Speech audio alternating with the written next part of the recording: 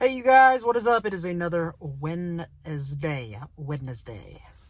And, fun fact, it is our last week of the It's Personal series. I am super pumped to bring this one to you. So, let's check it out. I'll see you guys at the end.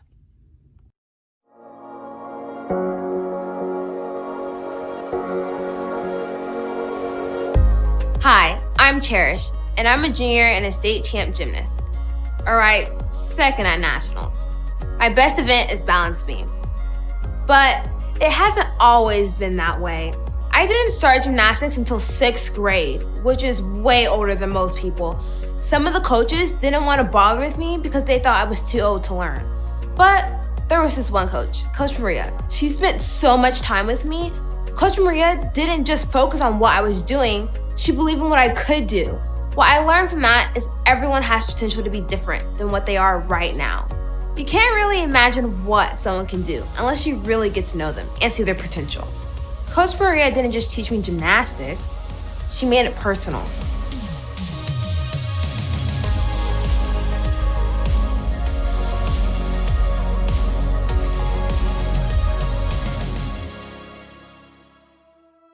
Growing up, I had a friend named Amy. She was a great friend. I loved hanging out with her. But I'll have to own up to the fact that she dressed a little bit odd. Does anybody have a friend like that? How many of you would say that you are that friend? I love it. Own up to it. Amy seemed like she could wear anything and it didn't matter what anybody else said. She loved how she looked and she was so happy about herself. You couldn't miss Amy when she walked into a room. But then, fast forward a few years. I ran into Amy at a Starbucks and she seemed a little different. Amy was the same nice girl, but something had definitely changed about her. We could all probably tell stories about different people we know who've changed. Maybe you've had experiences like this. Maybe you know a girl who used to be so shy in middle school, and now she's super outgoing. Or maybe you know someone who went from being a jerk to being a kind of nice person. Maybe you yourself would admit that you're a drastically different person than you were just a couple of years ago. On one hand, it's cool that people can become different people. On the other hand, it's also kind of strange. But no matter how you feel about it, this will always be true. People change. What's interesting though, is that when it comes to people's bad qualities and traits, we rarely believe that they'll change. We think things like, my coach will never become nice instead of being a jerk. Or my sister will never become responsible. She's always gonna lose things, forget things, and procrastinate. My dad will never not have a bad temper. Or that kid at school will never not be a bully to people. When it comes to the things about other people that we don't like, we don't believe that they can become different people. But if we're all being honest, we feel the same way about ourselves. Think about it. Do you have something that you wish you could change about yourself, but you don't feel like you can? I'm not talking about your height or your eye color. I'm talking about things like this. Maybe it's an addiction. You don't feel like you can ever stop that one thing. Maybe you tried to stop before, and you did good for a while, but then you found yourself back in the same old place. And now you think, forget it, what's even the point of trying? Maybe it's a situational thing. You have people that push your buttons, and eventually you find yourself blowing up and losing your temper. And you wish you didn't struggle so much with your anger. Or maybe there's someone that you're extremely jealous of, and you wish that you felt differently, but you don't. And you don't feel like that's ever going to change. Maybe it's a label.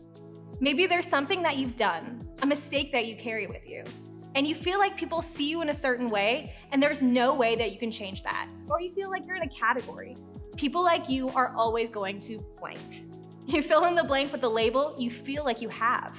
I mean, if we had a magic button that allowed us to change something about ourselves, we'd all love to make it different, wouldn't we? But unfortunately, no button exists, to my knowledge at least. So sometimes, we just feel powerless when it comes to certain things about us. Not to pour on more bad news, but here's what makes things even worse. There are already things about our circumstances that we can't make different. You can't choose who your parents are or where you live. You don't control how much money your family makes or what assignments your teachers give you. You can't change your age. So when you already have a bunch of other things you can't control, it's hard to feel like you can control the things you struggle with. If you're anything like me, after a while, you're tempted to just give up. You may not think about it in those exact words, but it's a thought that goes something like this. It is what it is, and I am who I am. And that leads us right back to the guy whose story we've been talking about, Zacchaeus. He was a bad guy with a bad reputation. Jesus shocked the crowd and went to Zacchaeus' house. All the people saw this and began to mutter, "He has gone to be the guest of a sinner." Think about the biggest celebrity you can think of, and then let's say this celebrity then showed up and picked out the biggest bully at your school and said, "Let's go hang out. I'll mentor you and spend time with you." You'd be like, "What? How is that even possible?" That's kind of what was happening with the people in the crowd. They're like, why in the world would Jesus go hang out with Zacchaeus? This is the moment when Zacchaeus realized that Jesus saw potential in him. And something changed in Zacchaeus' heart. Imagine being Zacchaeus. You're a tax collector who cheats your own people out of money. Nobody likes you. And I mean nobody.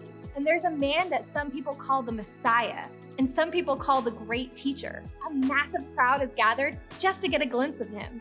And he chooses you. He doesn't scold your behavior. He doesn't tell you that you have to change. He knows who you are. But more than that, he sees who you could be. Zacchaeus' heart melted in that moment. That's when it became personal. That's when he became a different person. That's when he changed. That Zacchaeus stood up and said to the Lord, "Look, Lord, here and now I give half of my possessions to the poor. And if I have cheated anybody out of anything, I will pay back 4 times the amount." It's awesome that Zacchaeus took this step to repay people. But this outward step was really just a reflection of what already took place in his heart. Jesus saw potential in him first. His behavior changed second. And he sees potential in you too. Think about it. Jesus was fully God. He walked the earth to give people a picture of what God is like. And Jesus showed us in his interaction with Zacchaeus that we don't have to change in order to be okay with God. No matter what we struggle with, he sees potential in us. He sees worth and value. And that goes beyond our behaviors and struggles. Think about it this way. It's personal because Jesus knows your potential. Look at what happens next. Jesus said to him, "Today salvation has come to this house, because this man too is the son of Abraham. For the Son of Man came to seek and to save the lost." I love that line. Today salvation has come to this house. That day, radical change came to the life of Zacchaeus because Jesus sought after him. That's what Jesus does. He pursues people and offers his help and strength to help them change. In the areas of life where you and I want to be different, we can start by looking to Jesus. Years after Jesus walked the earth, the Apostle Paul said it this way, "Therefore, if anyone is in Christ, the new creation has come. The old has gone, the new is here." A new creation is found in Christ. In other words, change happens through the work of Jesus. We can try to muster up all of our own strength to try and make ourselves different, but why rely on our own strength when we have access to Jesus? Why not partner with Jesus to make changes? He sees potential in us. He's more powerful than us. Zacchaeus didn't wake up one day and decide to change. He encountered Jesus. And it became personal when he realized that Jesus saw potential in him. And if we follow the example of Zacchaeus, here's what we can do in the light of his encounter with Jesus. First, believe that we can change. In order to actually change, it starts with believing that you can. And the best part, Jesus believes that too. Jesus proved it with Zacchaeus and wants to see it happen in your life too. And once you believe, take one step, the first step towards changing. Change just one thing. Maybe for you, it's talking to a small group leader, maybe it's talking to your small group, or maybe it's writing it down somewhere so you can read it and be reminded so you don't forget. And the second thing, you need to believe that others can change.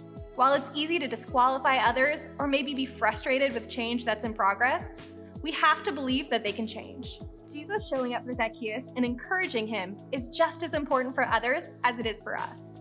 Then, I want you to do one thing this week to help someone because you believe they can change. That can look like talking to that person, praying for them, taking a moment to calm down if they frustrate you. Jesus is working in their lives and they're still in the process of changing. Zacchaeus became a different person. He changed, all because of Jesus. He sees a bigger potential in us, our friends, and even people we may not think of. As you head out, think about the one area where you'd like to take a step or make a change. Invite Jesus in, just like Zacchaeus did. But as you go, just know this: making a change is so much more likely to happen when you have support. Don't walk through your journey alone. Consider sharing what you'd like to change with your small group. Or if you don't feel comfortable opening up in your group, have a one-on-one talk with your small group leader. Or reach out to a trusted adult and let them know what's been going on. Jesus sees potential in you, and so do other people. But they won't know what you're trying to do if you don't let them know. Make it personal for them, just like it's personal for you.